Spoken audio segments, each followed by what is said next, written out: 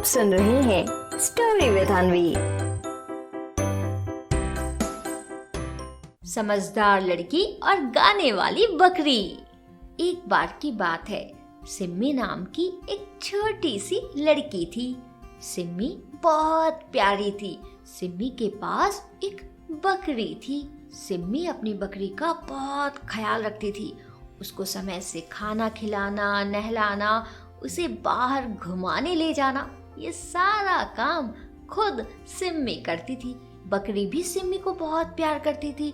वो भी बस सिम्मी के साथ ही रहना चाहती थी। जहाँ जहाँ सिम्मी जाती, बकरी भी उसके पीछे पीछे लगी रहती और इस तरह से इन दोनों में पक्की वाली दोस्ती थी। लेकिन सिम्मी अपनी बकरी की एक बात से बहुत परेशान रहती थी। उसकी बकरी को गाना गाना बहुत अच्छा लगता था। बकरी का जब भी मन करता तो वो गाना गाना शुरू कर देती। ना वो सुबह देखती, ना शाम देखती, ना किसी का सोना देखती, ना भीड़ देखती। बस बकरी को अपने मन की ही करनी होती थी। उसका जब भी मन करता गाना गाने को तो वो गाना गाना शुरू कर देती। मैं कभी कभी तो बकरी का गाना गाना सिम्मी को अच्छा लगता तो वो खुश हो जाती और उसको खुशी से अपने गले लगा लेती। लेकिन कभी कभी उसे उसके गाने पर गुस्सा आ जाता और वो अपनी बकरी को समझाती कि हमें अपने कुछ काम मौके को देखकर करना चाहिए। मान लो अगर कोई दुखी है, उसमें तुम जाओगी गाना गाने तो उसको बुरा लगेगा ना। पहले तो बकरी सिम्मी की बात मान जाती और अपना सिर हिलाती, लेकिन बाद में जैसे ही उसका मन करता तो वो फिर गाना गाना शुरू कर देती। इस तरह से सिम्मी अपनी बकरी की इस बात को लेकर बहुत परेशान रहती। लेकिन वो कर भी क्या सकती थी, क्योंकि उसे अपनी बकरी से बहुत प्यार था। तभी एक बार बहुत जोरों की बारिश हुई। सिम्मी उस बारिश में भीग गई, जिससे सिम्मी बीमार पड़ गई। बीमार होने की वजह से सिम्मी अपनी बकरी के साथ समय नहीं बिता पा रही थी। ना ही उसको बाहर घुमाने ले जा रही थी, ना ही उसके खाने पीने का ध्यान रख पा रही थी।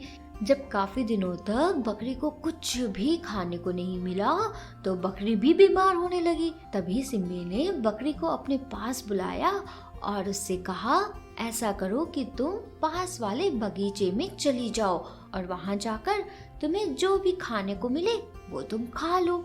अब क्योंकि मैं तो बीमार हूँ, इसलिए मैं तुम्हें बाहर नहीं ले जा सकती और ना ही मैं तुम्हें कुछ खाना दे सकती हूँ। इसलिए अभी कुछ दिनों के लिए तुम्हें अपना ख्याल खुद रखना होगा। बकरी को सिम्मी की बात समझ आ जाती है और वो बाहर बगीचे में जाकर खाना खाने की बात मान जाती है।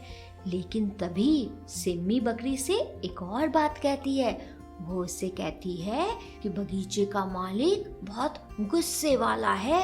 अगर कोई उसके बगीचे में जाता है तो उसको बहुत गुस्सा आता है और वो उसको पकड़ भी लेता है। अब क्योंकि उसी का ही बगीचा अपने घर के पास है तो इसलिए तुम्हें वहीं जाना होगा। लेकिन हाँ, ध्यान रखना, वहां जाकर गाना गाना मत शुरू कर देना, नहीं तो तुम अपने गाने की वजह से पकड़ी जाओगी। और फिर इस तरह से सिम्मी अपनी बकरी को समझाती है और बकरी अपना सिर हिलाकर बगीचे की तरफ जाने लगती है। बगीचे में पहुंचकर वो देखती है कि बहुत ही ज्यादा हरी हरी घासें उगी हैं।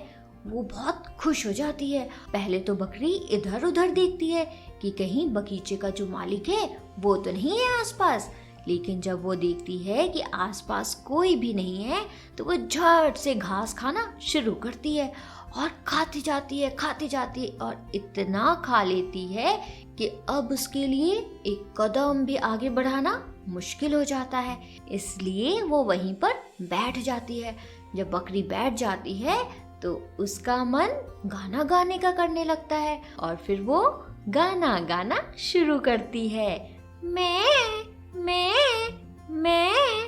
और बकरी के गाने की आवाज सुनकर बगीचे का मालिक तुरंत दौड़ता हुआ वहां पहुंचता है और फिर बकरी को पकड़ लेता है। इसके बाद बकरी चिल्लाती रह जाती है, छोड़ो मुझे, छोड़ो मुझे।